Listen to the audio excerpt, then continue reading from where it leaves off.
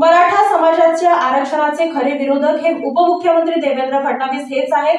जोपर्यंत त्यांची पदावरून हकालपट्टी होत नाही तोपर्यंत मराठा समाज मतदान करणार नाही असा निर्धार कोंडी येथील शिवसैनिकांनी आणि मराठा समाज बांधवांनी केलेली आहे। गेल्या 7-8 महिन्यापासून मराठा आरक्षणासाठी संघर्ष योद्धे मनोज जरांगे पाटील जीवाची बाजी लावून लढत असतानाही त्याकडे लक्ष न देता उलट डाव टाकून आंदोलन मोडण्याचा प्रयत्न करणाऱ्या उपमुख्यमंत्री तथा मराठा समाजाचे विरोधक देवेंद्र फडणवीस हे जोपर्यंत भाजपामध्ये आहेत तोपर्यंत भाजपाला आणि त्यांच्या मित्रपक्षाला सकल मराठा समाज मतदान करणार नाही आणि त्यांच्या प्रचार सभेच्या गाडीसोबतही कोणी जाणार नसल्याचा निर्धार कोंडी येथील सकल मराठा समाज बांधवांनी केलेला असून या संदर्भात आपली प्रतिक्रिया व्यक्त करताना संभाजी ब्रिगेडचे जिल्हाध्यक्ष सोमनाथ राऊत म्हणाले आहेत।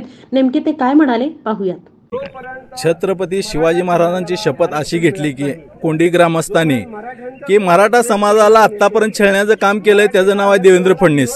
त्या देवेंद्र फडणवीसला आम्ही त्याची जागा दाखवण्यासाठी त्या पक्षामध्ये असल्यामुळे भाजपला आणि त्यांच्यासोबत युती केल्यामुळे त्यांच्या मित्र पक्षाला आम्ही आतापर्यंत वारंवार आमचे कोंडी ग्रामस्थांनी त्यांना मदत केलेली होती। पण इथून पुढे मराठा समाजाचा छळ करणाऱ्या पक्षाला सुद्धा आणि देवेंद्र फडणवीसला या पक्षातनं बाहेर हटवत नाही तोपर्यंत आम्ही त्या पक्षाला कुठलेही सहकार्य करणार नाही। त्यांची प्रचाराची गाडी गावात आली तर त्याच्यासोबत कोण थांबणार नाही, अन्यथा त्यांच्या पक्षाला कुठलं मतदान करणार नाही।